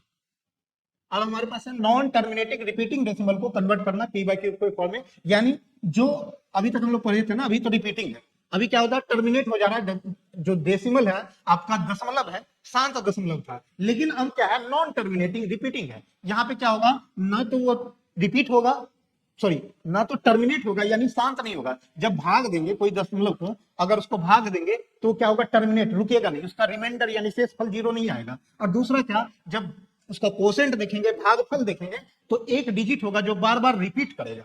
तो उसको आप कन्वर्ट करना होगा, तो कैसे करेंगे, जैसे मान लीजिए आपको बोला गया 2.3 के ऊपर बार है, इसका मतलब क्या हो रहा है कि 3 बार बार रिपीट हो रहा है, 2.3 ये कंटिन्यू चल रहा है, मतलब टर्मिनेट नहीं हो रहा है, और बार बार 3 ही रिपीट हो रहा है। क्या हो रहा है, 3 रिपीट हो रहा है। अब इसका अगर हम लोग डेसिमल एक्सपेंशन इसको करेंगे तो इसके नीचे कितना जीरो लगाएंगे, कुछ पता नहीं है, कंटिन्यू चलता जा रहा है, तो ये हमारे लिए प्रॉब्लम क्रिएट करेगा। इसके लिए हम लोग इसको नए तरीके से समझते हैं, इसको कि कैसे बनाएंगे। आइए क्वेश्चन से डायरेक्ट समझते हैं। जैसे क्वेश्चन दिया है, एक्सप्रेस 0.6 का रेकरिंग दिया है 6 पे, ये देखिए रेकरिंग है, ये जो है ना बार, रेकरिंग यानी आवृत्ति है, मतलब ये 6 बार बार रिपीट हो रहा है, in the form of P by Q, यानी 0.6 के ऊपर बार को आपको पी बाई क्यू के फॉर्म में लिखना है। कैसे लिखेंगे आप देखिए, इसके लिए क्या करना है, सबसे पहले ये देखना है जो बार होता है ना, बार या रेकरिंग, पहले लिख लीजिए आप लोग, इंपॉर्टेंट है, जो रेकरिंग होगा वो हमेशा क्या होना चाहिए, हमेशा दशमलव के तुरंत बाद होना चाहिए, दशमलव के तुरंत बाद होना चाहिए, है ना, तुरंत बाद होना चाहिए। ये इंपॉर्टेंट है, आप लोग को ये समझना है कि जब भी आपको रेकरिंग देखना है, रेकरिंग हमेशा क्या होना चाहिए, दशमलव के तुरंत बाद होना चाहिए। दूसरा चीज ये देखना है कि दशमलव के बाद कितने अंक पे रेकरिंग है, जितने अंक पे रेकरिंग है, यहाँ पे कितने अंक है, एक पे रेकरिंग है ना, एक अंक 6 पे ही, इसको क्या लिख सकते हैं, 0.6 पे बार है तो इसको लिख सकते हैं 0.6666, कंटिन्यू आते जा रहा है, यानी 6 पे एक अंक पे ही बार है। जब एक अंक पे बार हो तो उसे 10 से मल्टीप्लाई करेंगे। यहाँ क्या करेंगे, यहाँ देखिए बार रेकरिंग हमेशा दशमलव के तुरंत बाद होना चाहिए, तो इसी को हम लोग क्या मानेंगे, इक्वेशन 1 मानेंगे। क्या मानेंगे, इक्वेशन 1 यानी समीकरण 1 मानेंगे। अब देखिए इस टाइप के क्वेश्चन को सॉल्व करने के लिए ना इक्वेशन बनाना होगा, 2 इक्वेशन बना के ही हम इसको सॉल्व कर सकते हैं, ठीक है। तो इक्वेशन 1 मानेंगे, ध्यान देना ये चीज, दशमलव के तुरंत बाद अगर ये रेकरिंग आएगा तो उसे ही आप क्या इक्वेशन 1 मानेंगे। बहुत ही ज्यादा इंपॉर्टेंट है, ये VVI है, आप इसको नोट करके रखिए, बहुत ज्यादा इंपॉर्टेंट है। अब देखिए 0.6 हम क्या करेंगे, इसको x मान लेते हैं, 0.6 के बार को हम लोग x मान लेते हैं, या इसको आप क्या लिख सकते हैं 0.666 ये लिख सकते हैं, ठीक है। अब कितने, दशमलव के बाद एक अंक पे बार है तो हम क्या करते हैं, दोनों साइड, एक अंक पे बार है तो 10 से गुना करेंगे, 2 अंक पे तो 100 से, 3 अंक रहेगा तो 1000 से गुना करेंगे, ठीक है। तो यहाँ पे क्या करेंगे, दोनों तरफ क्या करेंगे, इसे इक्वेशन 1 मान लिया हम, इसे क्या मान लिए, इक्वेशन 1। क्यों इक्वेशन 1 माने, अभी हम बोले कि दशमलव के तुरंत बाद अगर, दशमलव के तुरंत बाद अगर बार है तो उसे ही हम लोग इक्वेशन 1 मानेंगे, और दशमलव के तुरंत बाद है, देखिए डेसिमल 0.6 पे बार है, डायरेक्ट है, तो यहाँ पे हम क्या करेंगे, दोनों तरफ, बोथ साइड, इंग्लिश में क्या लिखेंगे, multiply with 10 in both side, दोनों साइड। देखिए इसका LHS हो गया, ये LHS है, ये आपका RHS है, ये LHS है। जब इक्वेशन होता है ना तो इक्वेशन का 2 साइड होता है, इक्वेशन का 2 पहलू होता है, दोनों साइड, एक साइड को LHS बोलते हैं, लेफ्ट हैंड साइड है ना, बाया भाग, और राइट हैंड साइड यानी दाया भाग आपका होगा। तो LHS और RHS में क्या करेंगे आप, 10 से मल्टीप्लाई करेंगे। अब 10 से क्यों मल्टीप्लाई करेंगे, पहले लिखिए, दोनों तरफ 10 से गुना करेंगे। क्यों किए 10 से गुना, क्योंकि यहाँ पे एक अंक पे बार है, तो x में 10 से गुना किए तो 10x इक्वल टू, अब इधर राइट हैंड साइड में भी कीजिए तो 10, यहाँ पे इसमें अगर 0.66 में 10 से गुना करेंगे तो 10 में गुना करेंगे तो एक दशमलव, एक जो डिजिट है ना वो आगे आ जाएगा, यानी क्या हो जाएगा, ये इसमें 10 से गुना कीजिए 6.666, ये कंटिन्यू चलता जाएगा, तो इसे आप इक्वेशन 2 मान लीजिए, इक्वेशन 2। नेक्स्ट क्या करना है, नेक्स्ट करना है आपको इक्वेशन, ये इक्वेशन है यानी समीकरण 2 से समीकरण 1 को घटाएंगे, ये घटाव का चिन्ह घटाएंगे। अब देखिए LHS से LHS को घटाएंगे, RHS से RHS को घटाएंगे। LHS क्या है हमारा, लेफ्ट हैंड साइड में 10x है और इधर x है, 10x में से x जाएगा तो क्या आ जाएगा 9x, क्या आ जाएगा 9x। अब देखिए यहाँ 6.66 है और यहाँ पे 0.66 है, अब जब 6.66 को घटाएंगे 0.66 से तो क्या आएगा 6.0, यानी इसको हम लिख सकते हैं 6 भी लिख सकते हैं, इसे 6 भी लिख सकते हैं। अब x बराबर क्या हो जाएगा, अब इधर x है तो यहाँ जो वेरिएबल है ना, यहाँ 9 वेरिएबल है, इक्वेशन में क्या करते थे, वेरिएबल को कांस्टेंट के साइड भेजते थे, यहाँ कांस्टेंट 6 है तो 6/9 हो गया, यानी x का वैल्यू क्या है 6/9। अब 6 ऊपर नीचे अगर कट रहा है तो 2 तिया 6 3 तिया 9, यानी 2/3। ये कितना आ गया 2/3। यानी अगर इसे आप पी बाई क्यू के फॉर्म में लिखेंगे तो क्या आएगा 0.6 के बाद को आप लिख सकते हैं 2/3। अब आप कैलकुलेटर में करके भी देखिए 2/3 को अगर भाग देंगे, आप इसको कैलकुलेटर में करेंगे तो आपको आंसर क्या आएगा 0.666 यही आएगा। ठीक है, तो ये हमारा हो गया पी बाई क्यू के फॉर्म में। अब देखिए पी क्या हो गया इसका, पी हो गया 2 और क्यू हो गया 3, यानी रेशनल नंबर के फॉर्म में हो गया। तो इस तरीका से आप इसे सॉल्व कर सकते हैं, बहुत ही आसान है, सिंपल है। नेक्स्ट आइए। अब देखिए इसमें एक चीज और इंपॉर्टेंट है, एक चीज और इंपॉर्टेंट है यहाँ पे, जब भी टर्मिनेटिंग होगा ना तो दो टाइप का टर्मिनेटिंग होगा। एक तो होता है प्योर टर्मिनेटिंग, प्योर टर्मिनेटिंग होता है, सॉरी प्योर रेकरिंग होता है। एक होगा प्योर रेकरिंग, एक होता है mixed recurring. Mixed recurring, pure recurring मतलब शुद्ध आवर्त और मिक्स मतलब मिश्रित आवर्त। ठीक है, तो ये प्योर रेकरिंग, ये जो यहाँ पे था ना प्योर रेकरिंग था, दशमलव के तुरंत बाद अगर आपका रेकरिंग आ जाए तो इसी को क्या बोलेंगे प्योर रेकरिंग बोलेंगे। प्योर रेकरिंग यानी शुद्ध आवर्त बोलेंगे इसे, क्या बोलेंगे शुद्ध आवर्त, प्योर रेकरिंग शुद्ध आवर्त।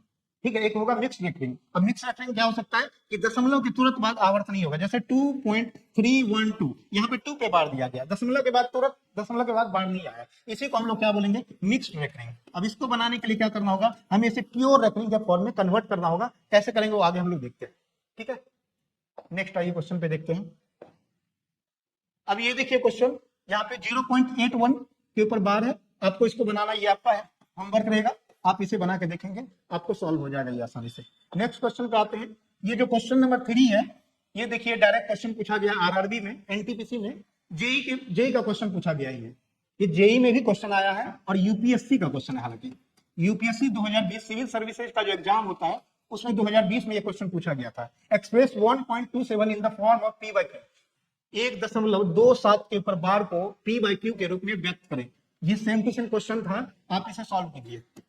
आप इसे सॉल्व करेंगे, कैसे करेंगे, तो हम क्या बोले, हम x मान लेते हैं किसको, दशमलव के तुरंत बाद अगर बार है तो उसे x मान लेंगे और उसी को इक्वेशन 1 मान लेंगे। दशमलव के तुरंत बाद बार है तो इसे हम इक्वेशन 1 मान लेंगे, क्या समीकरण 1 मान लिए। अब क्या करना है आपको, दूसरा कंडीशन क्या देखना है कि दशमलव के बाद कितने अंक पे बार लगा हुआ है, रेकरिंग लगा है। यहाँ पे 2 अंक पे, 2 और 7 पे है, 2 अंक पे है तो दोनों साइड किससे 100 से गुना करेंगे। किससे गुना करेंगे 100 से, यहाँ भी 100 से गुना किए तो 100x, और इसे आप क्या लिख सकते हैं, इसे ये भी तो लिख सकते हैं 1.2727, क्योंकि 27 ही रिपीट हो रहा है, ये लिख सकते हैं। अब इधर 100 से मल्टीप्लाई करेंगे तो 2 अंक, दशमलव के 2 अंक आगे शिफ्ट हो जाएगा, यहाँ 27 आगे आ जाएगा। इसमें अगर 100 से गुना करेंगे तो ये देखिए कितना होगा 127, ये 2 अंक आगे आ जाएगा, यहाँ दशमलव हो जाएगा 2727, ये हो जाएगा।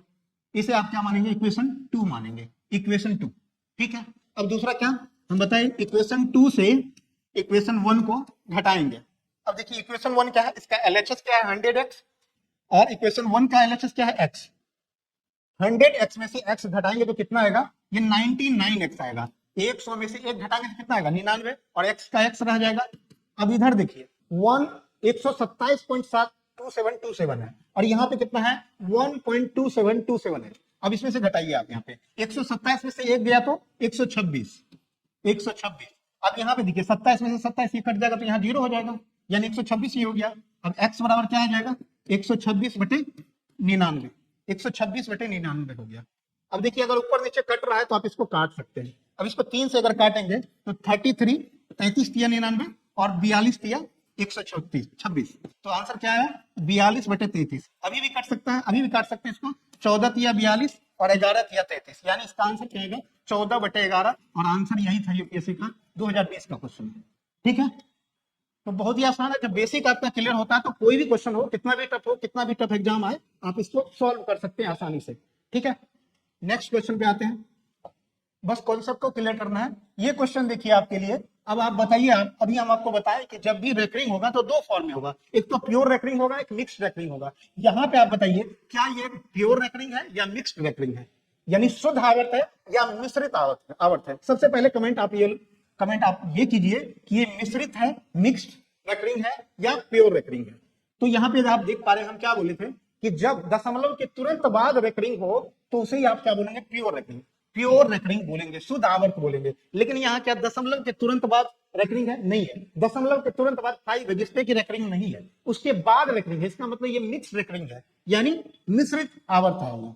अब इसको हमको क्या करना होगा? प्योर रेकरिंग बनाना होगा। प्योर रेकरिंग बनाने के लिए क्या करेंगे? अभी हम क्या बताए थे कि इसको एक्स मान लीजिए 0.512 1 2 पे रेकरिंग है, 1 2 पे रेकरिंग है, इसे हमें प्योर बनाना है। रेकरिंग ये मिक्स रेकरिंग है, इसे प्योर बनाना होगा। प्योर बनाने के लिए क्या करेंगे? इसे हम इक्वेशन 1 नहीं मानेंगे। इक्वेशन 1 उसी को मानेंगे जब दशमलव के तुरंत बाद, डेसिमल के तुरंत बाद, एग्जैक्ट डेसिमल के बाद इमीडिएट अगर आपका रेकरिंग हो तो उसे इक्वेशन 1 मानेंगे। हम इसको इक्वेशन 1 नहीं मानेंगे। अभी हम क्या करते हैं, इसको हम क्या करते हैं, ये यहाँ पे है ना, इसको लिख सकते हैं 5 1 2 1 2 1 2, ये कंटिन्यू चलते आ रहा है। हम क्या करेंगे, इसको प्योर फॉर्म बनाते हैं। प्योर फॉर्म बनाने के लिए क्या करेंगे, देखिए यहाँ पे देखिए कितने दशमलव के बाद कितना अंक है जिसपे बार नहीं है, तो 1 पे नहीं है यानी 5 पे नहीं है। जितने पे नहीं है तो उतना से गुना करना। तो यहाँ पे 1 पे नहीं है यानी 10 से गुना कीजिए दोनों साइड, तो 10x, यहाँ पे 5, इसमें कितना, इसमें अगर 10 से गुना करेंगे तो 5 इधर आ जाएगा, शिफ्ट हो जाएगा 5.121212, ये कंटिन्यू आएगा। ठीक है, अब इसे हम मान सकते हैं इक्वेशन 1, क्योंकि दशमलव के तुरंत बाद बार है। इसे आप लिख सकते हैं 5.12 के ऊपर बार। अब क्या हो गया, ये आपका इमीडिएट बार आ गया, यानी प्योर फॉर्म में बन गया। पहले क्या था, मिक्स था, अब क्या हो गया, प्योर रेकरिंग हो गया। अब प्योर रेकरिंग जैसे हो गया तो हम किसको क्या करते हैं, अब हमारे लिए इक्वेशन 1 हो गया। ये अब इक्वेशन 1 हो गया। अब आपको देखना है कि दशमलव के बाद कितने अंक पे बार है। यहाँ पे 2 अंक पे बार है तो 2 जीरो, यानी 1 पे 2 जीरो, यानी 100 से गुना करेंगे, तो दोनों साइड 100 से गुना कीजिए। यहाँ पे 100 से क्यों गुना कर रहे हैं, क्योंकि दशमलव के बाद 2 अंक पे बार है, 1 और 2 दोनों पे बार है, तो 2 अंक पे बार है तो 2 जीरो, यानी 100 से गुना करेंगे, तो दोनों साइड 100 से गुना कीजिए। एलएचएस और आरएचएस, ये समीकरण है आपका, इक्वेशन है। इक्वेशन के दोनों साइड, दो साइड होता है एलएचएस आरएचएस। अब एलएचएस में 100 से गुना करेंगे तो क्या होगा, 100 गुना 10 करेंगे तो 10,000 हो जाएगा, सॉरी 1000 हो जाएगा, 1000x। फिर इसमें अगर गुना करेंगे तो यहाँ देखिए, ये जो है आपका, यहाँ पे ये कितना है, 5.121212 कंटिन्यू चल रहा है। इसमें अगर 100 से गुना करेंगे तो 100 से गुना करेंगे तो दशमलव के बाद 2 अंक आगे शिफ्ट हो जाएगा, तो कितना हो जाएगा, 512.1212, ये आ जाएगा। ठीक है, क्लियर है। अब ये हमारा हो गया इक्वेशन 2। इक्वेशन 2, अब सेम प्रोसेस वही करना है। इक्वेशन 2 से इक्वेशन 1 को घटाएंगे। अब देखिए इक्वेशन 1 क्या है हमारा, 1000x बराबर 512.1212। ठीक है, अब इक्वेशन 1 क्या है, 10x बराबर 5.1212। ठीक है, अब इसको 1000 से 10 को घटाइए, 1000 में से 10 गया तो कितना, 990, कितना हो गया, 990x, 990x। और जब 512 में से 5 को घटाइए, 512 में से 5 घट गया तो कितना गया, 507, और 12 यहाँ घट गया तो जीरो ही हो गया ना, जीरो हो गया, यानी आपका एक्स का वैल्यू कितना आ गया, 507/990, 507/990। ठीक है, 507/90, ये हो गया क्लियर। यही आपका आंसर होगा इसका, यही इसका आंसर p/q के फॉर्म में हो गया। p क्या है आपका 507, q क्या है 990, यानी रेशनल नंबर बन गया। अब देखिए इससे आपको एक चीज तो पता चल गया। अब एक चीज ध्यान देना, यहाँ पे आपको गौर करना है कि इसको हम लोग कैसे सॉल्व किए। इसके लिए शॉर्ट ट्रिक क्या होगा, शॉर्ट ट्रिक भी हम बता देते हैं थोड़ा सा आपको। 0.512, देखिए 1 2 के ऊपर बार है, मैं क्या बताया, जितने के ऊपर बार होता है उतना नीचे 9 आता है, उतना नीचे 9 आता है। बार हटाएंगे ना तो जितने भी बार है उतना नीचे 9 आएगा। देखिए 0.52 है तो इसका अगर बार हटाएंगे हम लोग तो क्या आएगा, 512। अब 2 पे 1 और 2 पे कितना था, 1 और 2 पे बार था, यानी 2 9 नीचे देंगे, 2 9 नीचे देंगे। लेकिन अब क्या देखना है, 5 पे बार नहीं है, जितना पे नहीं है उतना जीरो लगाएंगे। तो 5 एक नंबर पे, एक डिजिट पे जीरो नहीं है, एक डिजिट सॉरी 5 पे क्या है, बार नहीं है, इसका मतलब नीचे क्या आएगा, जीरो आ जाएगा। जितने पे बार नहीं है उतना जीरो नीचे आएगा। अब जो नंबर पे बार नहीं है उससे घटा देंगे, 512 में से 5 जाएगा तो 507, और नीचे में 990, और आंसर आपका यही आया, आंसर आपका यही आया था। ठीक है, तो ये भी आपका शॉर्ट तरीका है, आप इसमें कर सकते हैं। अब देखिए नेक्स्ट क्वेश्चन में इसको हम कर सकते हैं, कैसे करेंगे। अब देखिए इसको शॉर्ट तरीका से अगर करना होगा इसको, तो 1.729 के ऊपर बार है, किस पे है, 29 के ऊपर बार है। इसको हम ऐसे भी तो लिख सकते हैं, 1 प्लस 0.729 के ऊपर बार, ये भी तो लिख सकते हैं। अब देखिए सेम प्रोसेस, अभी हम क्या बताएं, जितने पे बार है यहाँ पे देखिए, इसको हम लिख सकते हैं क्या, इसको लिखना हो 0.729 के ऊपर जो बार है इसको हम लिख सकते हैं 729। अब कितने पे बार है, 2 नंबर पे, दो नंबर में बार हो तो नीचे दो 9 आएगा। अब जितना नंबर का बार नहीं है उतना 0 आएगा, तो एक पे नहीं है तो एक में 0 आ गया। अब जो नंबर में बार दी उसे घटा देंगे, तो कितना हो गया 729 में से 7 गया तो 722, नीचे में 990। अब कितना हो गया 1 + 722 बटे 990। अब देखिए इसको करना आसान हो गया, 990 यहाँ हो गया, 990 में 722 जोड़ेंगे तो कितना हो जाएगा 16, यहाँ पे हो गया आपका 990, और यहाँ देखिए 2 1 17, 1712 बटे 990 आपका आंसर ये आ गया। अगर ऊपर नीचे कट रहा है तो काट देंगे, अदरवाइज इसको छोड़ सकते हैं आप, ऐसे ही छोड़ सकते हैं। यहाँ देखिए 3 से कट रहा है क्या, 3 7 11, नहीं 3 से नहीं कट रहा क्योंकि 7 2 9 1 11 आ जाएगा, यानी 3 से नहीं कट रहा है और नीचे 3 से नहीं कट रहा है, तो एज इट इज इसका रख देंगे और आंसर आपका क्या आ जाएगा 712 बटे 990, ये आंसर हो गया। आई होप आप लोग को ये क्लियर हो गया। नेक्स्ट आते हैं, अब ये क्वेश्चन आपके लिए, ये क्वेश्चन आपका होमवर्क रहेगा, बिल्कुल आसान है। इसको आप क्या करेंगे, ये मिक्स्ड फॉर्म में है, ये देखिए मिक्स्ड रेकरिंग है, आप इसे पहले क्या बनाएंगे प्योर रेकरिंग बनाएंगे और इसको सॉल्व कर सकते हैं। अगर नहीं समझ आया तो वीडियो को पीछे करके आप लोग इसको समझ सकते हैं, ठीक है। ये भी क्वेश्चन आसान है, और ये भी क्वेश्चन आपका, ये इस बार आरआरबी जेई में, रेलवे का जो एग्जाम हुआ है आरआरबी जेई, उसमें डायरेक्ट ये क्वेश्चन पूछा गया है, तो ये क्वेश्चन उसका है, आप लोग इसको सॉल्व कर सकते हैं आसानी से, क्योंकि ये भी आपका क्या है आप बताइए, ये भी आपका मिक्स्ड रेकरिंग है, तो आप इसे प्योर रेकरिंग में कन्वर्ट करेंगे और आसानी से बना सकते हैं। नेक्स्ट क्वेश्चन पे आते हैं हम लोग। ये देखिए ये क्वेश्चन है, ये भी क्वेश्चन आपका आरआरबी एनटीपीसी में पूछा गया है, 2025 में जून में एग्जाम हुआ एनटीपीसी का, उसमें डायरेक्ट ये क्वेश्चन पूछा गया है। 0.36 के ऊपर बार है और यहाँ पे 0.723 के ऊपर बार है, इसको पी वाई क्यू के फॉर्म में कन्वर्ट करना है और इसका आंसर निकालना पी वाई क्यू के फॉर्म में क्या होगा। आप बताइए इसको क्या करना होगा, इसको आप मान सकते हैं x 0.366 के ऊपर बार है, आप इसको मिक्स रखेंगे, इसको प्योर में बनाने के लिए क्या करेंगे, प्योर बनाने के जितने नंबर पे बार नहीं है, एक पे नहीं है ना, तो 10 से गुना कीजिए दोनों साइड, तो 10x, ये 10 से गुना करेंगे तो 3 इधर आ जाएगा, तो 3.6 के ऊपर बार ये आ जाएगा। अब इसे हम क्या बनेंगे इक्वेशन 1। अब क्या करेंगे, जितने नंबर बार है उससे गुना करेंगे, तो यहाँ पे 1 पे बार है तो यहाँ 10 से गुना करेंगे, तो 10x में 10 से गुना करेंगे तो कितना 100x। अब इसमें 10 से गुना करेंगे तो इसमें अगर 10 से गुना करेंगे तो क्या हो जाएगा 36.66, ये आ जाएगा कंटिन्यू, इसे इक्वेशन 2 मान लीजिए।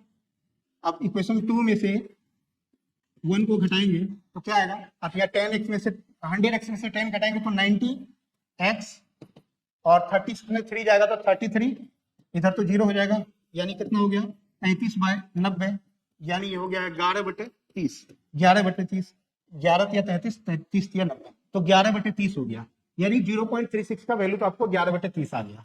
अब आप इसका बताइए 0.7223 के ऊपर बार है, इसको भी करेंगे तो क्या आ जाएगा, इधर आ जाएगा हमारा 10x बराबर 7.23 के ऊपर बार। अब यहाँ पे दो नंबर पे बार है तो 100 से मल्टीप्लाई करेंगे दोनों साइड, इक्वेशन 1 हो गया ये।